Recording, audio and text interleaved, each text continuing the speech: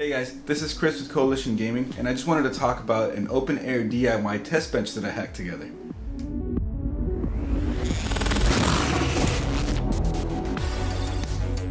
So as I get further and further into testing things, testing processors, testing graphics cards, any sort of equipment for computers, it became apparent to me that I need an easier way to test things.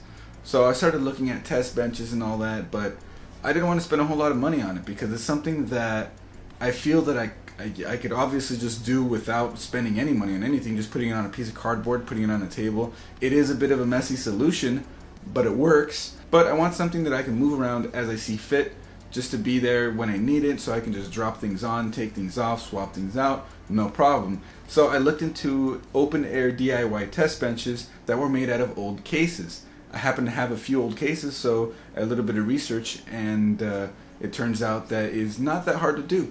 What I ended up doing was drilling out a bunch of rivets on this case, taking it apart as much as possible to just get it down to a bare case. And as I looked at it, and the cool thing about this case is an old Apivia Explorer case. It has a removable motherboard tray. So with this removable motherboard tray, I was able to just get the part where the motherboard sits on out and work around it, and it's really cool that I can just pull the tray out because I don't know, makes things easier to work around. So I took the case apart after drilling out the rivets. This is what I ended up with. So I was looking at it, and I wanted to cut it at a point that would shorten the case so it wouldn't be in the entire size of a case just laid down. But the more I looked at it, the more time that would require, the more work that it would also require. I just wanted something simple, something quick.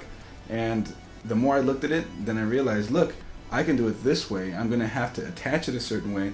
And what I used was shoe goo. Mine is called automotive goop, but same stuff. It's like a really, really strong bonding rubber cement. This stuff holds like no other. And right now, that's everything that's holding it together. So I wouldn't call this exactly finished. I plan on riveting the important parts of the structure on it, but it holds well enough where I can mount everything to it, carry it around, move it from place to place, and it seems relatively reliable in the way that it is. The power supply, though, I didn't want to mount it in the top part that you can see right there because I didn't want to make things too top heavy. Now, this top part, it's not completely supported, so it does have a little bit of flex to it. It's nice that it's there for graphics cards to attach to, so that way they won't fall over in the socket, but it's too much to put the power supply up there, too much weight, so I figured, you know what, how am I going to get this attached to the bottom?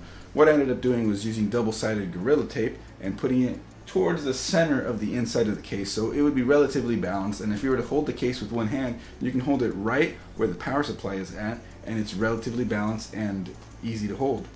The cool thing about reusing the entire case is that you can still use the front USB. I have those plugged in. You can open it up, and yours may or may not open, but you can continue using the power and the reset button, so you don't have to hack together a separate solution to power it on. Unfortunately, because this is an HP Z620 motherboard, stuff isn't exactly in the same place that it should be for a motherboard. The power buttons didn't reach the connectors for it. But the cool thing about this is that it has its own power button right on the back, so I can turn it off and on just as easily. I don't need to bridge two little jumpers to do it. It has a button already built onto the board. And a lot of boards nowadays, they all have power buttons right on them, so it's an optional thing depending on the board, but it's good that it's there. Another plus for it being an old case is that I can just use the drive bays. I don't need to find a creative solution to put the hard drives in. I can just put them right in where they're supposed to go, and it works just fine that way. If you wanted to use an optical drive, well, it has that capability as well, but who really uses them anymore, right? So the way that the case worked out, it's got plenty of room on the underside to store cables or anything else you're going to stuff down there.